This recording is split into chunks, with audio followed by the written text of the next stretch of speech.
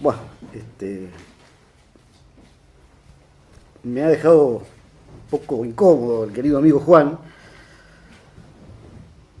con el que tenemos la suerte de compartir además muchísimas ocasiones en la universidad, en Pichi, en distintos lugares nos seguimos encontrando.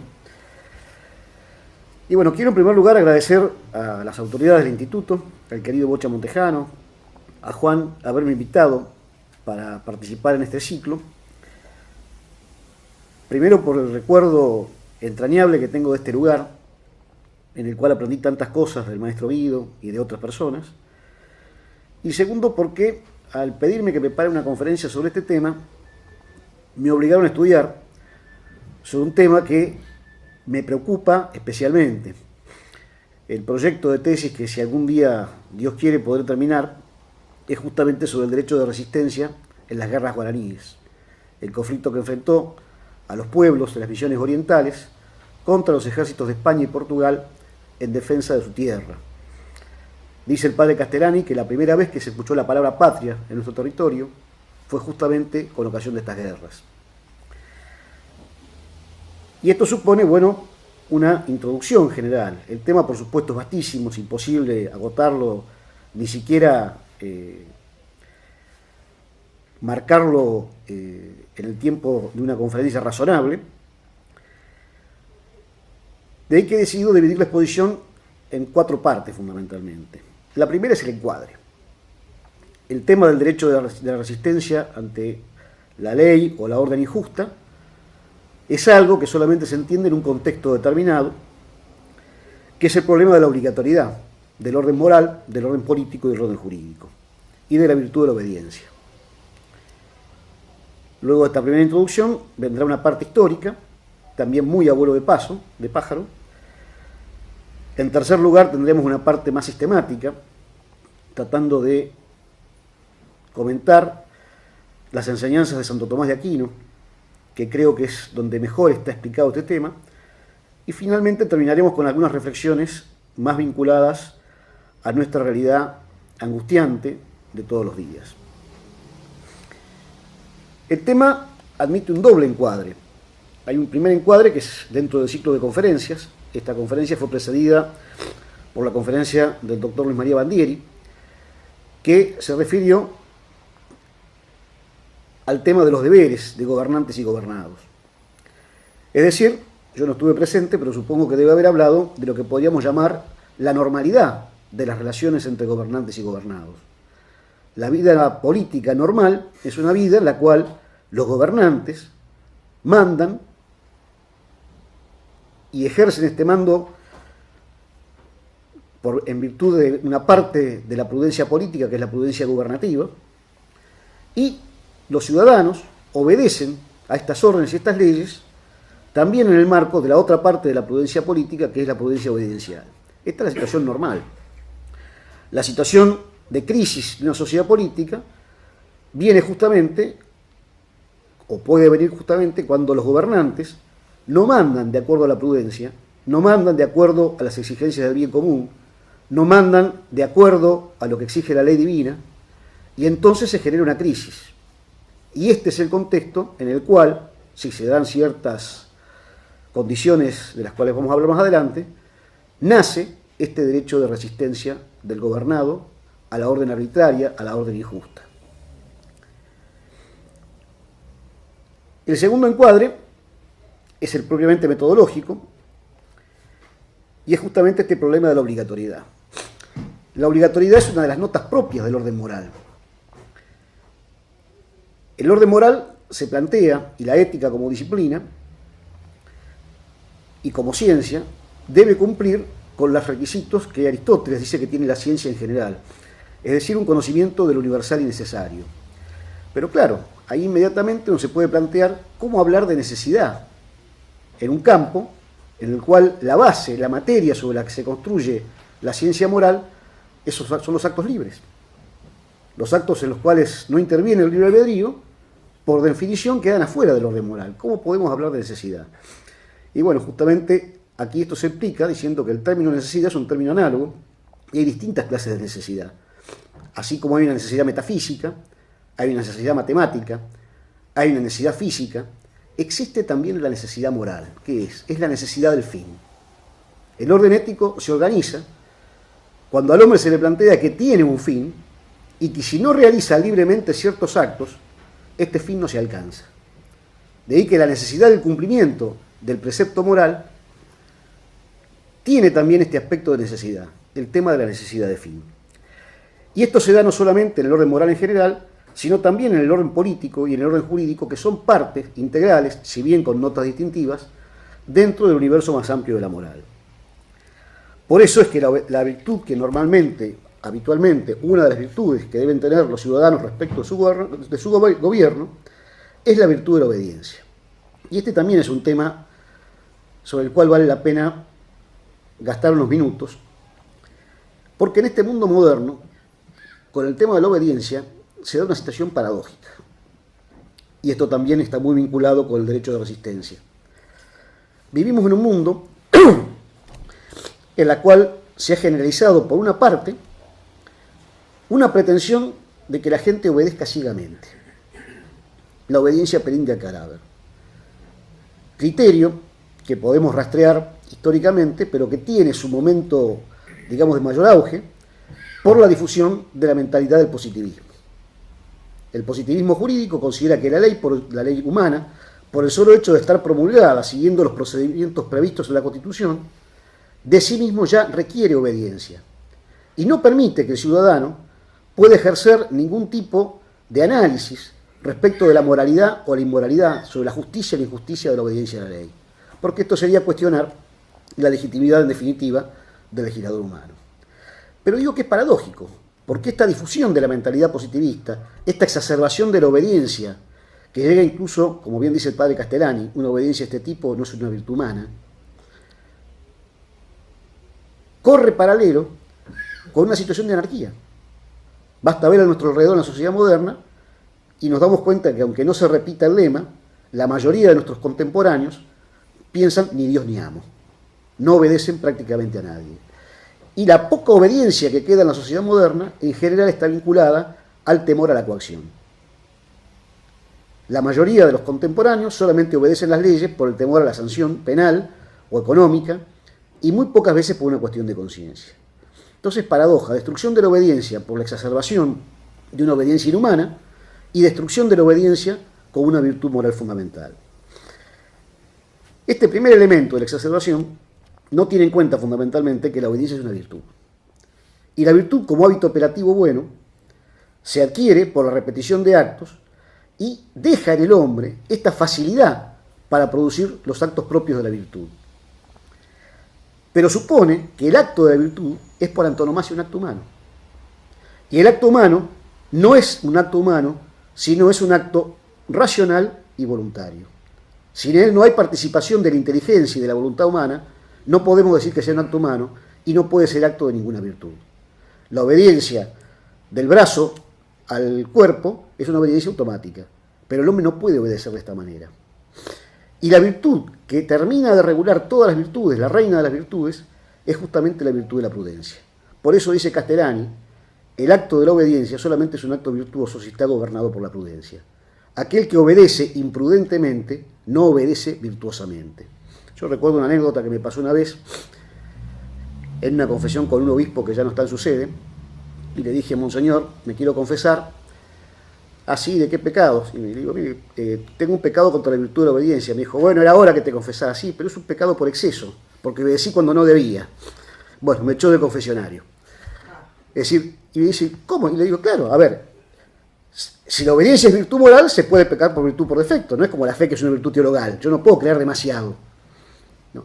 Pero esta mentalidad está en el medio. Es decir, el acto de obediencia que no es prudente no es un acto virtuoso. No es un acto virtuoso. ¿Y cuál es el fundamento último de este deber de obediencia? El fundamento último de este deber de obediencia a las leyes y a las autoridades humanas, ¿por qué debemos obedecer a los gobernantes, a nuestros padres? Para el católico, para el cristiano, tiene su último fundamento en la frase que le contesta nuestro Señor Jesucristo a Poncio Pilato en el momento del juicio. Cuando Pilato le pregunta de dónde has venido, nuestro Señor no le contesta. Y Pilato le dice, a mí no me contestás que tengo poder para soltarte o condenarte. Y nuestro Señor le dice, ningún poder tendría sobre mí si no te hubiera sido dado desde lo alto. La obediencia para el cristiano es una obediencia que ve en el padre de familia, en el sacerdote, en el obispo, en el papa, en el gobernante, una participación de la autoridad divina. En definitiva, cuando obedecemos a los hombres, no estamos haciendo otra cosa que obedecer a Dios. Esto, que le da un fundamento fuertísimo a la virtud de la obediencia en la ética cristiana, y que por eso la desobediencia, cuando se debe obedecer, es un pecado, y puede llegar a ser un pecado grave, es al mismo tiempo lo que limita el deber de la obediencia. En la medida que la autoridad humana no refleje, no transparente la voluntad de Dios, este acto de obediencia ya no puede llegar a no ser virtuoso, incluso puede llegarse a constituir un pecado. Vamos a explicarlo un poco más adelante.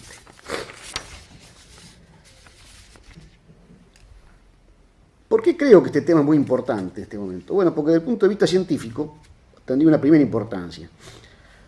Porque cuando uno se mete más en el tema del derecho de resistencia, se da cuenta que cuando se trata de entenderlo, de explicarlo y de fundamentarlo, este tema aparece como una de las aplicaciones del derecho natural más importante. Todos los grandes temas de la filosofía práctica están implicados. El tema de la naturaleza de la obligación moral y jurídica, el tema del deber de la obediencia, del cual ya hablamos, el tema de la naturaleza de la ley y su definición, el tema de la virtud de la prudencia, el tema del fundamento trascendente del orden moral y del orden político. Si no hay una solución clara, precisa a estas cuestiones, el problema del derecho de resistencia no puede ser entendido, por lo menos no correctamente. Pero además de la importancia científica que tiene, también tiene una importancia práctica en el mundo actual. Estamos en este mundo en el cual cada día más abundan leyes claramente injustas y en el cual cada día que pasa la fuerza, la arbitrariedad reemplaza el derecho. Te mando porque tengo poder para imponerte, no porque tenga razón. Esta irracionalidad del mando político en el mundo contemporáneo es lo que hace también una tarea importante precisar la naturaleza y los alcances de este derecho de la resistencia. Veamos un poco la historia, y una historia muy rápida a razón del tiempo, y limitándonos al pensamiento occidental.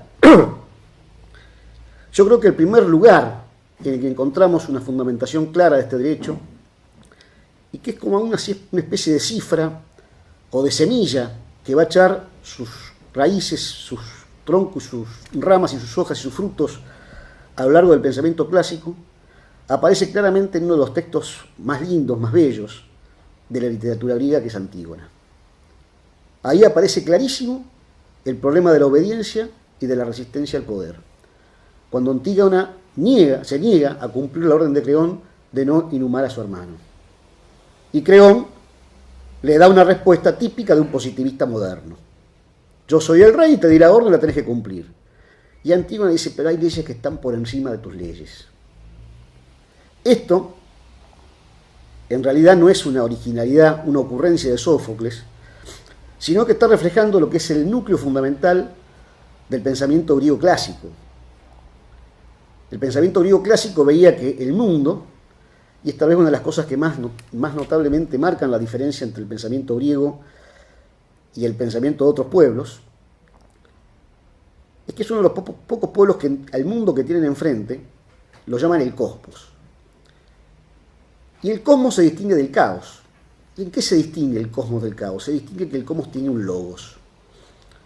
Término que traducimos por palabra, pero que significa mucho más que eso. Significa un orden, y un orden cognoscible, y que el hombre lo puede conocer. Y esto es lo que dispara, por así decirlo, la preocupación teorética del hombre griego. Otros pueblos antiguos, más bien la visión del mundo que tenían, era como un caos manejado por fuerzas irracionales. Con lo cual la actitud del hombre frente al mundo es una actitud de tipo mágica. Tratemos de llevarnos bien con estos dioses que son caprichosos para que no nos peguen, pero no nos preocupemos demasiado por entenderlo, porque esto no tiene un orden razonable. El griego sí cree que el mundo tiene un orden y que es capaz de entenderlo. Y la vida política, la polis, es como un cosmos pequeño, un microcosmos.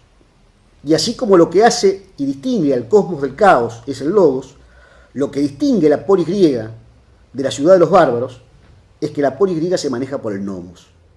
Y este nomos, para ser verdadero nomos, para ser verdadera ley, tiene que ser un reflejo del orden universal del logos. Por eso cada vez que las leyes de los hombres, los mandatos de los hombres, se oponen al logos, esta norma no obliga como no la obligaba Antígona. Tenemos el caso de Sócrates, que es otro ejemplo típico, su muerte. Y aquí tenemos un caso también interesante, porque no hay duda de que la sentencia que lo condenó a muerte a Sócrates era una sentencia injusta. Y sin embargo, el fundador de la filosofía no resiste la autoridad. ¿Por qué? Porque él se había pasado toda la vida enseñando la importancia de obedecer a la polis y quería dejar su testimonio de que no estaba dispuesto a borrar con el codo, no digo lo que había escrito porque no había escrito, pero lo que había enseñado de palabra en el Areópago. Sócrates también, a su modo, es un testimonio de esto. Y los grandes pensadores, Platón y Aristóteles, si bien no se encuentra en ellos una tematización específica de lo que llamaríamos hoy el derecho de resistencia, sin embargo hay mucho elemento que puede servir para un análisis de este tipo.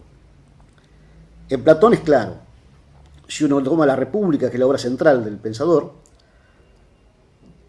y vemos el esquema de la dialéctica socrática aplicada por Platón, los dos tipos ideales, el que hay que buscar y el que hay que rechazar, son el del rey filósofo por una parte y el del tirano por el otro. La caracterización que hace del tirano justamente Platón en la República es justamente el antimodelo de gobernante, el modelo que hay que expulsar de la polis, que hay que combatir. ¿Por qué? Porque el tirano fundamentalmente es alguien que tiene tres características centrales. En primer lugar, sus órdenes no sirven al bien común, que es el fin de la ciudad. No sirven al bien de la colectividad. En segundo lugar, reemplaza la verdadera autoridad por la fuerza. Gobierna por el terror o por la demagogia. Y en definitiva, tiene siempre la tendencia de colocar su capricho por arriba de la ley. En cambio, el rey filósofo es el que cumple realmente esta exigencia de primacía del bien común, de fundar el uso de la fuerza en la autoridad legítima y someter sus caprichos a la ley. Es muy interesante que una caracterización a mí siempre me llamó mucho la atención de Platón en la República. Dice que la tiranía es el peor régimen porque estamos esclavizados por alguien que es esclavo. El tirano es tirano porque, en primer lugar, él es esclavo de sus propias pasiones y por eso esclaviza al resto de los ciudadanos. Y por eso, al contrario, el rey filósofo debe ser obedecido porque él es el primero que ha logrado dominar a sus pasiones y someterlas a la razón, someterlas a la prudencia. En Aristóteles también encontramos este tema. Yo creo que hay por lo menos tres elementos interesantes para resaltar a Aristóteles. Primero, cómo continúa esta tradición griega cuando afirma de que es mejor el gobierno de la ley que el gobierno de los hombres. ¿Por qué? Porque la ley es la razón sin pasión.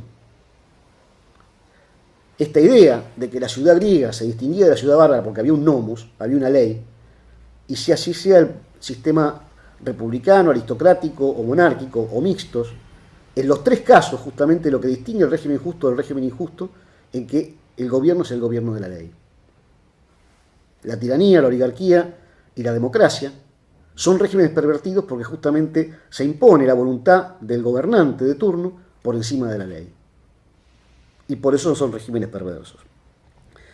Y la ley, en Aristóteles, se sobra fundamentalmente de la prudencia, que como recartamos antes es una virtud formalmente intelectual, que supone un conocimiento práctico de los fines, de las circunstancias, y por eso es que él también tematiza el tema de la prudencia tanto en el gobernante como en el gobernado, del cual ya hablamos anteriormente, muy importante para entender el tema del derecho de resistencia, porque nos permite rechazar la falsa concepción de la obediencia como un acto irracional prácticamente.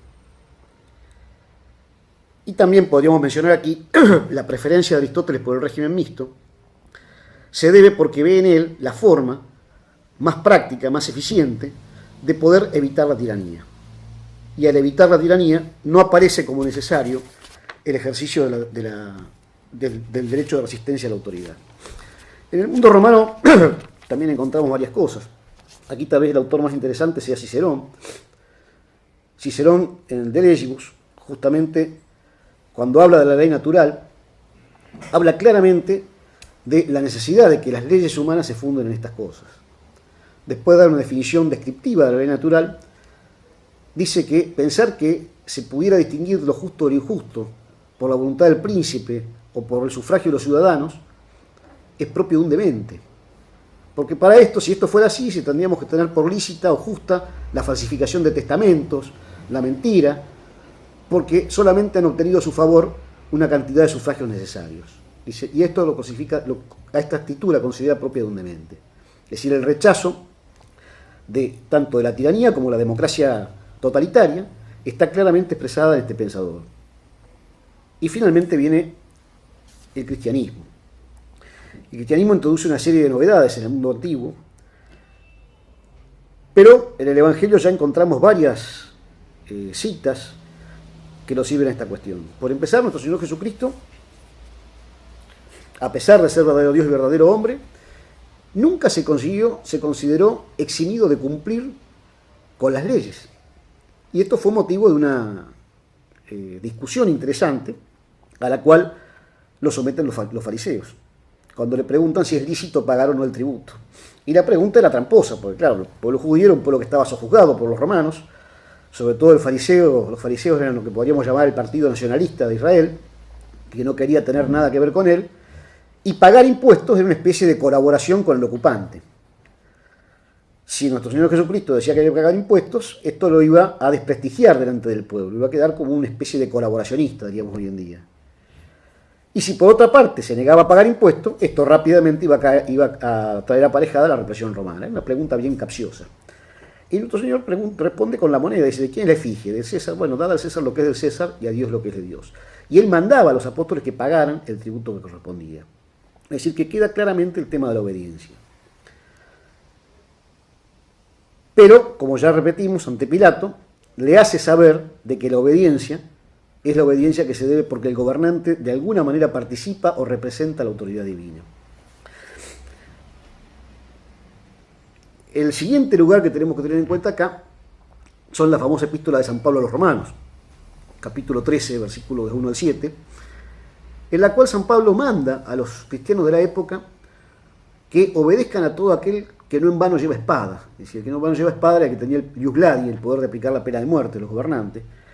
Y dice que además no hay que obedecerlo por miedo al castigo, hay que obedecerlo en conciencia, porque ellos también representan a Dios. Y pensemos que el gobernante de esta época era nada menos que Nerón, que lo manda a matar después a San Pablo. Y dice, no solamente a los buenos y dóciles, sino también a los que son ásperos y duros. Perfectamente resaltado el deber de obediencia. Y todos los cristianos de la primera época pagaban impuestos, cumplían con el servicio militar, obedecían las leyes. Pero sin embargo, nunca el cristianismo enseñó una obediencia ciega o irracional. Y es el apóstol San Pedro, también en su epístola, el que pone el fundamento. Es necesario obedecer a Dios antes que a los hombres. Si el César me manda que le pague impuestos, le pago impuestos. Si me manda que vaya a la guerra, voy a la guerra. Si me manda que adore a los ídolos, no lo hago. Y eso que el culto que le pedían los cristianos era una cosa muy sencilla, era rezar unas plegarias y quemar unos granitos de incienso en el Arapachis. Y los cristianos fueron al martirio por esta cuestión. Bueno, es muy interesante todo este conflicto de la iglesia primitiva con el imperio, porque sobre todo hoy en día, he leído hace poco un artículo que decía que en realidad se los perseguía a los cristianos porque en Roma no había libertad religiosa. Bueno, esto es un disparate. Roma era el modelo de esto. Pero como todo régimen de libertad religiosa, siempre tiene que haber una ortodoxia pública. Y en Roma, este régimen era justamente el culto a Roma. Y esto era lo que los cristianos negaban. De que el fundamento último de todo el orden político y moral fuera el culto a Roma. De que era Dios el fundamental. Por eso en varias de las actas de los mártires, por ejemplo, es interesante la fórmula, leído en 2 o 3, que dice, no los perseguimos por lo que ustedes creen, los perseguimos por lo que ustedes niegan. Y esto la Iglesia enseñó justamente este sentido de la obediencia y del límite de la virtud de la obediencia en cuanto había que obedecer a Dios antes que a los hombres. Esto lleva, dice un autor, Dalmacio Negro, a toda una relativización de los poderes humanos. La Iglesia no desconoce el poder de la familia, del patrón, ni siquiera el gramo sobre el esclavo del gobernante, pero muestra que este poder es un poder relativo. Su orden vale en la medida que desarrolla, que perfecciona, que precisa la ley divina. En la medida que la contradice, hay que obedecer a Dios antes que a los hombres. No puede haber poderes absolutos. Y además el ejercicio concreto del poder siempre tiene que estar finalizado por el bien. No puede ser un ejercicio de capricho o de arbitrariedad. Tal vez el pensador de esa época posterior a la caída del Imperio Romano, que mejor expresó esto, fue alguien muy vinculado a nosotros, yo por lo menos tengo una gran simpatía, que fue San Isidoro de Sevilla. La famosa frase de etimología, rex eris si justa facis, si non facis non eris. San Isidoro va incluso más allá, porque fíjense que él, al rey que no obra justamente, no solamente dice no hay que obedecerlo, sino le está negando la cualidad de gobernante. El buen gobierno, la justicia de la medida, no es algo que se adhiere, diríamos, accidentalmente o contingentemente a la función de gobierno, es algo constitutivo. Un gobierno que gobierna mal no es un verdadero gobierno. Un padre de familia que corrompe a sus hijos no es un verdadero padre. Y esta frase va a repicar en la historia del pensamiento español que, como vamos a ver, tiene un gran aporte para hacer a nuestra materia. En la sociedad cristiana de la Edad Media, el tema del derecho de resistencia, no hay muchas teorizaciones hasta el siglo XII más o menos. ¿Pero por qué? Porque era una realidad práctica. El orden cristiano medieval tenía tres características fundamentalmente. En primer lugar, una sociedad orgánica, es decir, el desarrollo de la vocación social y política del hombre se ejercía por grados. Y cada uno de estos órdenes, el familiar, el corporativo, el municipal, los reinos, estaba dotado de un estatuto jurídico propio que le daba un margen de autonomía y que no podía ser perforado por otra autoridad. Y los vínculos entre estos órdenes se hacían fundamentalmente a través de los pactos. Pactos de vasallaje, leyes pactadas, los famosos fueros de la tradición española. Y esto daba origen a una sociedad verdaderamente plural. Hoy en día que tanto se habla del pluralismo, en una sociedad masificada, el verdadero orden plural, en serio, era el orden medieval. Y esta idea, que está muy bien expresada en los dibujos medievales, que son como especie de torres o de pirámides de autoridades, muestran que cada uno tenía un orden en el cual ejercía su autoridad y que los demás, tanto los de arriba como los de abajo, no podían interferir realmente. Esto, que aseguró un sistema de libertades como nunca tuvo la humanidad, tenía por arriba de todo dos grandes personajes, que eran la figura del Papa y del Emperador, que eran los que podían solucionar y arbitrar en los conflictos que se daban, porque hubo un montón de conflictos en la Edad Media. No hay que pensar que había un paraíso en la tierra. Pero había esta idea del orden, de la idea del orden superior, y había quien arbitrara en los conflictos. El sistema de los estados católicos hacía que cada vez que un rey cometía injusticias e iniquidades contra su pueblo, el poder religioso, la autoridad religiosa, utilizando la pena de la excomunión, liberaba a los súbditos del deber de la obediencia. El primer caso, que yo creo que fue magnífico, que es el de San Ambrosio de Milán con Teodosio, es el modelo que se va a repetir a través de la Edad Media. Si el príncipe cristiano quería ser príncipe de cristianos, tenía que respetar la ley de Dios.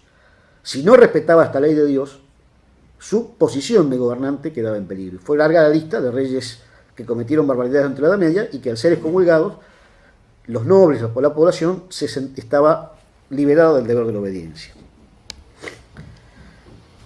La tematización del tema, según lo que yo pude investigar hasta ahora, aparece por primera vez en un autor de finales del siglo XII, que es Juan de Salisbury, y que es el que admite que en el caso de que el gobierno sea realmente injusto, los súbditos no solamente tienen el derecho de desobedecer, sino que pueden incluso llegar hasta matarlo.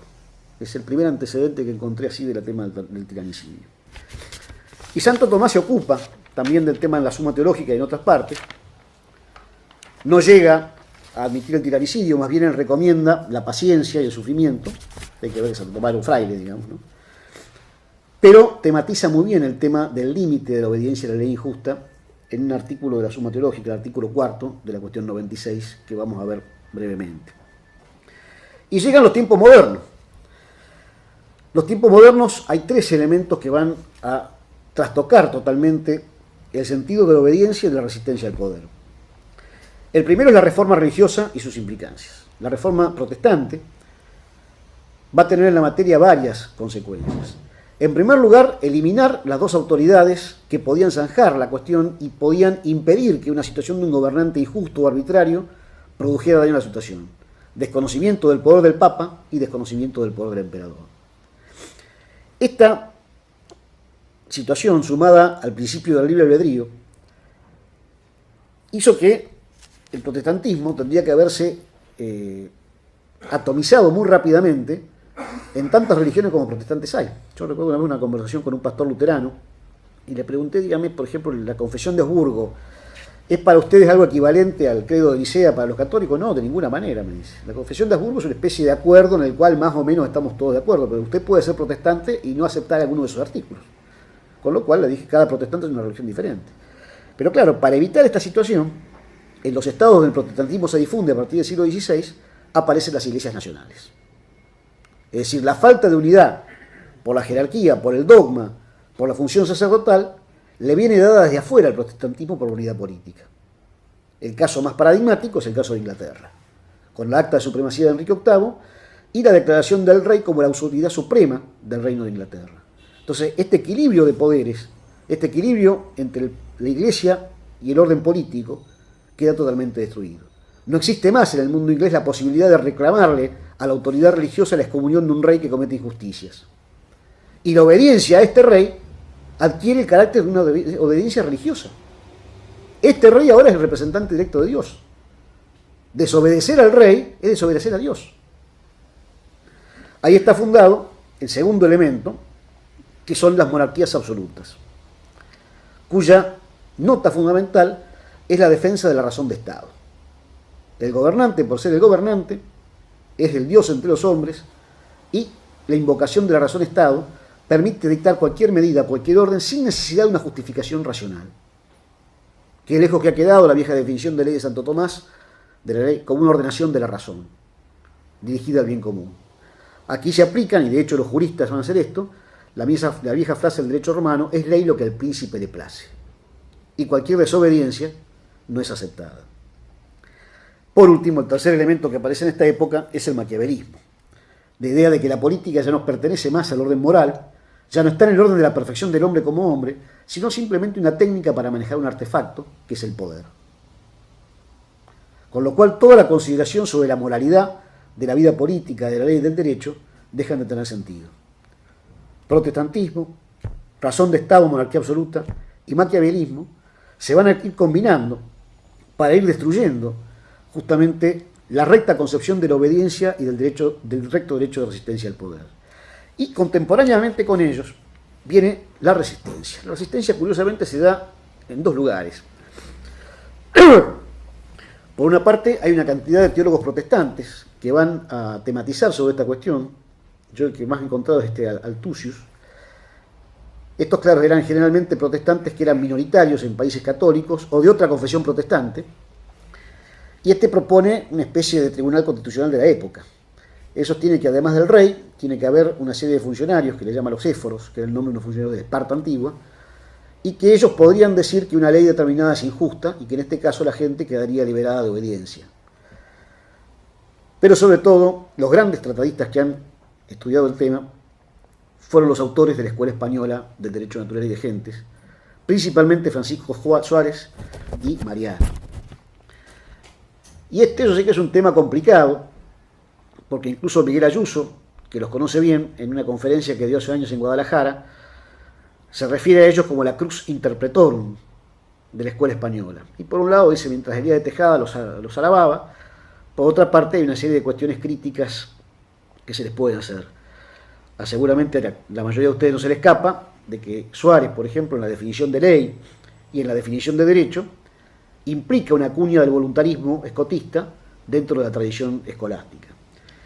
Pero yo creo que sobre esto también hay que evitar otro error, o sea, ni considerarlos simplemente seguidores sin matices de Santo Tomás, o la otra solución, que es mandarlos al infierno como si fueran autores absolutamente modernos, enemigos de la tradición, etcétera, etcétera. Suárez y Mariano son parte de nuestra tradición, que como toda verdadera tradición es crítica, no implica una asunción sin matices de lo que ellos enseñan.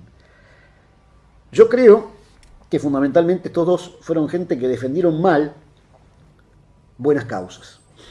El caso de Suárez es completamente, él fue el autor que vio el peligro de la monarquía absoluta en Europa, que si bien se daba en una versión más radicalizada en Inglaterra de Jacobo I, también se daba en la Francia de Enrique IV y de Luis XIII. Si bien esta monarquía todavía seguía siendo sedicentemente católica, la influencia de la teoría de Baudin había llevado a la destrucción de la sociedad orgánica. Para Baudin, la única posibilidad de derecho de resistencia sería si al rey se le ocurre violar la familia o la propiedad privada. Porque las dos únicas instituciones de derecho natural para él son la familia y la monarquía. Todas las demás sociedades que existen entre la familia y el Estado, en definitiva, dependen de la voluntad y de la ley del rey. Y sabemos por los juristas, especialmente de París, cómo además, con las proposiciones galicanas, hubo un intento más o menos exitoso de reducir la Iglesia de Francia a una parte de la gran monarquía francesa, sin llegar al cisma, a la herejía, como en el caso de Inglaterra, pero esta situación también se dio. Y Suárez es el que ve este tema. Y por eso publica su famoso libro, La Defensio Fides, en contra de lo que habían escrito los teólogos de Jacobo I de Inglaterra. Y este libro, cuando se publica por primera vez, produce un escándalo en Europa. Primera cosa curiosa es que Suárez sin ningún problema se lo dedica a Felipe II, que era el rey de España. Y Felipe II acepta gustoso el regalo porque él estaba en contra del absolutismo. Hay una anécdota que cuenta un autor español que en una fiesta, creo que del cumpleaños de Felipe II, el predicador, un poco obsecuente, se le ocurre hablar del poder absoluto del rey. ¿Qué hizo Felipe II cuando salió? Lo denunció a la Inquisición por sostener tesis peligrosas para la fe. Pero claro, Jacobo I está escandalizado por este libro y hay incluso toda una gestión del embajador de Inglaterra en Francia para impedir que se publique el libro y se difunda. En Francia también el tema es complicado, porque a la muerte en la guerra de religión en Francia, en un momento uno de los candidatos, que era protestante, Enrique III de Navarra, es asesinado por un católico. Lo toman preso, lo procesan, y la consecuencia de esta investigación es que este hombre había llegado a cometer este acto por la lectura de la obra de Suárez y de Mariana. Y entonces el Parlamento de París condena la obra, y desde la época de Carlos IV, la publicación de los textos de Suárez y Mariana están prohibidos por la ley en Francia. Y esto se acentúa mucho más con la expulsión de la Compañía de Jesús posteriormente en el siglo XVIII. ¿Qué es lo que sostienen básicamente? ¿Qué es lo que básicamente sostiene Suárez? Suárez sostiene que el derecho de resistencia frente a la tiranía tiene como dos supuestos, en primer lugar. Es decir, la escuela española desarrolla su doctrina de la resistencia a la injusticia como en paralelo con la teoría de la legitimidad. Entonces, así como había dos formas de legitimidad, la legitimidad de origen, que significaba que un gobernante había llegado al cargo siguiendo las leyes de ese país, y había también una legitimidad de ejercicio, y era que se debía ejercer el gobierno de acuerdo a la primacía del bien común en la ley. También había dos formas de desorden. La tiranía de origen, que era cuando alguien irrumpía y desplazaba al gobernante legítimo por medio de la fuerza, y la tiranía de ejercicio, que era alguien que había llegado legítimamente al gobierno, sin embargo se comportaba de un modo tiránico. Frente a la primera situación, la posición de Suárez es clara. Dice que cualquier particular lo puede matar, porque aquí la injusticia es clara. Se ha roto el orden jurídico formal del reino, un gobernante extranjero, pensemos en José Bonaparte, por ejemplo. Cualquier gobernante lo podría haber matado, porque era un intruso. En el segundo caso, Suárez dice que hay que matizar un caso. La primera cuestión que hay que ver es que no exista un superior a ese gobernante al cual se pueda recurrir. Él está pensando concretamente en la figura del Papa y del Emperador. En tiempos cristianos, cuando un pueblo era sometido por la tiranía, la nobleza, las corporaciones recurrían al Papa y el Papa lo podía excomulgar o el Emperador lo podía destituir. Y en segundo lugar, que para tomar la medida que hay otro problema. ¿Quién es el que está legitimado para llevar adelante esto? Y la respuesta de Suárez es que tiene que haber un acuerdo, por lo menos entre la mejor parte de la sociedad. Pensemos en la España de esa época, todavía una sociedad orgánica, en la cual las cortes, que representaban con sus tres brazos al clero, a la nobleza y a las ciudades, eran esta mejor parte de la que hablaba justamente Suárez. Además hay que entender que sobre todo la tradición aragonesa de la monarquía tiene elementos muy interesantes sobre esto, que era por ejemplo el sistema de juramento de fidelidad. Cuando se presentaba el nuevo candidato a rey, el nuevo príncipe, lo primero que tenía que hacer era jurar los fueros de Aragón. Después que había jurado los fueros, que eran las libertades concretas, recién los procuradores de las Cortes juraban fidelidad al rey, con una fórmula que un francés no hubiera aceptado. Nosotros que somos iguales a vos y que juntos somos más que vos, te juramos fidelidad. Es decir, si bien es verdad que está errada la teoría de la transición del poder de Suárez, vuelvo a repetir, él estaba defendiendo con un mal argumento una buena realidad, cuál era la organicidad de la sociedad y que la potestad política es una propiedad de la comunidad política. Mariana va a también tematizar la cuestión y va a ponerle algunos argumentos más. Va a decir que antes de llegar al tiranicidio hay toda una serie de pasos que tiene que seguir la sociedad. El primer paso es intentar corregir al tirano. No se lo puede matar de entrada. Es decir, por buenas maneras, buscar que se le acerque gente de confianza que lo corrija de esta cuestión. Si esto no funciona, se puede pasar al segundo paso, que es amonestarlo, ¿no? ¿Sí? Ya es una especie de amenaza. Mirá que si seguís así, va a haber problemas. Si la amonestación no funciona, pasamos al tercer paso, que es negarle toda obediencia. No pagarle impuestos, es decir, no cumplir las órdenes que el tirano da. Y dice Mariana, aún a riesgo de la guerra civil. Y si esto tampoco funciona, entonces la cuarta parte es directamente el tiranicidio.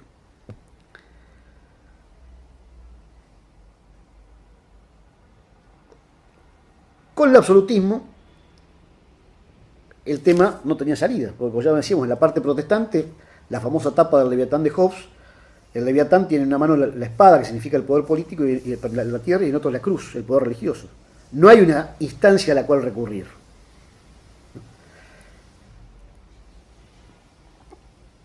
Y en Hobbes también hay una cierta tematización del tema muy interesante, porque creo que ahí, como de alguna manera, está resumido el problema moderno. Hobbes sostiene que un gobierno, porque claro, el Leviatán es el que gobierna todo, los súbditos no tienen ningún derecho, no existe ningún derecho a la resistencia a la arbitrariedad. Pero ¿qué pasa si, a pesar de que no es lícito esto, aparece un grupo que hace oposición al tirano y lo derrota? Conclusión de Hobbes: es el nuevo gobierno legítimo. Con lo cual se eliminó la diferencia entre el hecho y el derecho, entre la fuerza. ¿Cuál es el título? El título es esa vieja proposición condenada del Syllabus, que en política los hechos consumados por el hecho consumado, si funcionaron y si tienen éxito, son lícitos. Esto es muy interesante porque esta idea, que en realidad yo por primera vez la leo en Hobbes, se vuelve a repartir permanentemente en el pensamiento moderno. En Locke la cuestión es bien clara. Locke es el primer autor que sistematiza el tema liberal. Para él la sociedad política no es una realidad práctica de carácter accidental.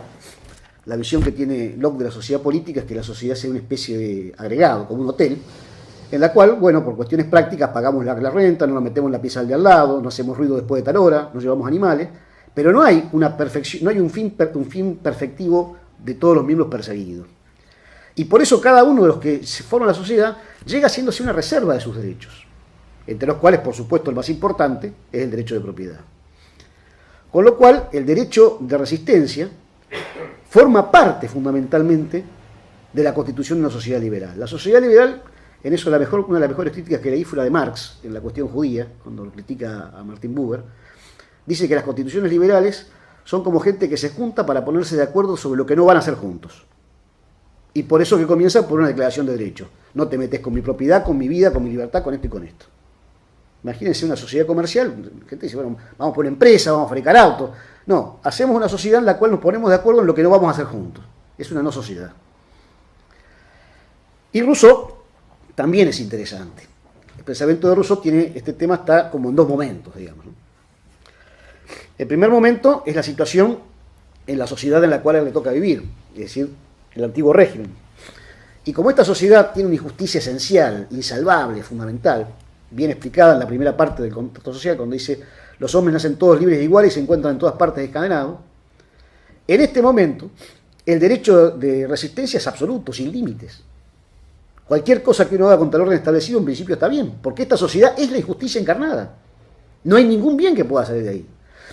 Pero el día en que milagrosamente la gente firme el contrato social, la nueva sociedad, en la cual cada uno obedeciendo al todo en realidad no va a ser más que obedecerse a sí mismo, dice él, acá ya no hay ninguna posibilidad de resistencia. Y este es otro tema que nos ocupa hoy en día.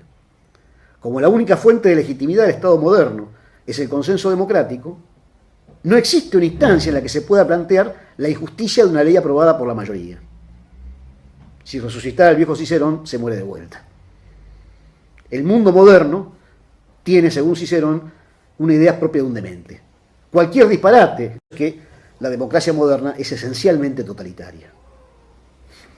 Viejo libro que me prestó una vez el Bocha Montejano, de un profesor judío de Talmón, llevaba este título. Este es el gran problema político moderno. La voluntad popular es siempre justa, como dice Rousseau.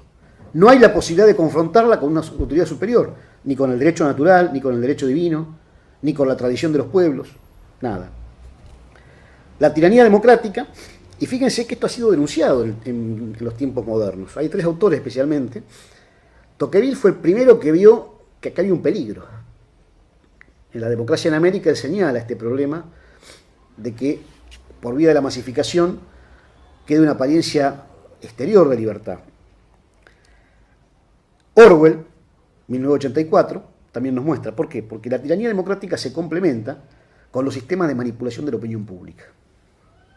Por eso es que es una falacia, es un silogismo del término medio, aplicar las teorías de lo que podrían llamarse la democracia, que en realidad Aristóteles es bien claro, la palabra democraion la usa para el régimen popular degenerado. El régimen correcto, él dice, tiene el mismo nombre que el género, la politeia, que se tradujo por república. Pero bueno, si quieren utilizar la palabra en sentido de régimen político, no se pueden extrapolar las conclusiones de la democracia ateniense al mundo contemporáneo. Porque el supuesto es totalmente distinto. La Atenas de la época era una polis que había tenido unos 300.000 habitantes en su momento de esplendor, pero del cual los ciudadanos eran 30 a 40.000, que se conocían todos. Comparen eso con el conurbano bonaerense, por ejemplo, o San Pablo. Y esta democracia de masas permite que una pequeña minoría imponga sus ideas a la mayoría, pero además tenga la legitimación democrática. Y cualquiera que quiera ejercitar algún tipo de derecho de defensa va a ser objeto de la demonización. Y esta es la situación en la que estamos hoy en día. No hay más referencia a un derecho natural ni a un derecho divino, y el Estado se convierte en Dios. Este pseudo-Estado contemporáneo es una combinación curiosa de tiranía y demagogia. Estas dos formas degeneradas de gobierno siempre van juntas. El tirano no puede ser absolutamente tirano, por lo menos a su guardia pretoriana tiene que tratarla bien, si no termina matado por esto. Y la demagogia es imposible llevarla adelante sin una cierta dosis de tiranía, persiguiendo a los mejores, a los que pueden ser un obstáculo, a los que quieren aguar la fiesta, por así decirlo. También en el pensamiento moderno había una especie de falsa salida a esto. ¿Cuál es lo que reemplaza al viejo derecho de resistencia? La objeción de conciencia. Mucha gente está encantada porque tal ley tiene la objeción de conciencia. Pero fíjense que esto es muy grave, porque el objetor de conciencia no plantea el tema en el mundo objetivo. Lo está planteando desde un criterio puramente subjetivo. Y el drama, justamente, del mundo moderno está en que se han destruido las bases del pensamiento clásico. La primera que pierde, la primera destructiva, y que por otro lado es la primera que tendríamos que tratar de recuperar, es el sentido de la verdad. Vivimos en esto que el Papa Benedicto XVI llamó la dictadura del relativismo. Entonces, claro, a una mentalidad subjetiva se le puede tolerar a alguien que haga objeción de conciencia. Igual esta objeción de conciencia tiene patas muy cortas. Yo siempre dije que alguna vez que tuviera ganas de divertirme, iba a inventar una religión parecida a lo de los testigos de Jehová, pero en lugar de hacer objeción de conciencia de servicio militar, lo iba a hacer el pago de impuestos. Creo que iba a ser un éxito inmediato en la Argentina. Iba a tener una cantidad de creyentes anónimos. Pero esto ningún Estado lo va a permitir. Muéstrenme un solo Estado en la historia que admita la objeción de conciencia al pago de impuestos. No, que Andorra no tiene impuestos. Claro, entonces para ahí tampoco vale. Sin la verdad, no hay ningún planteo sobre la obediencia, ni sobre el derecho de resistencia. ¿Por qué? Porque el problema del derecho de resistencia es un problema práctico, y el orden práctico depende del orden teórico. Siempre el obrar sigue al ser. Recuperar la objetividad del bien y sus consecuencias. El bien no es lo que a mí me parece. Recuperar la existencia de leyes divinas, que son un límite al gobernante y al gobernado. Y acá hago una... la recuperación del bien común político como criterio fundamental de legitimidad, la racionalidad de la relación mando-obediencia, la definición de la ley como una ordenación de la razón. En definitiva, tenemos que recuperar nuestra tradición en esta materia, como en distintas más. Muchas gracias.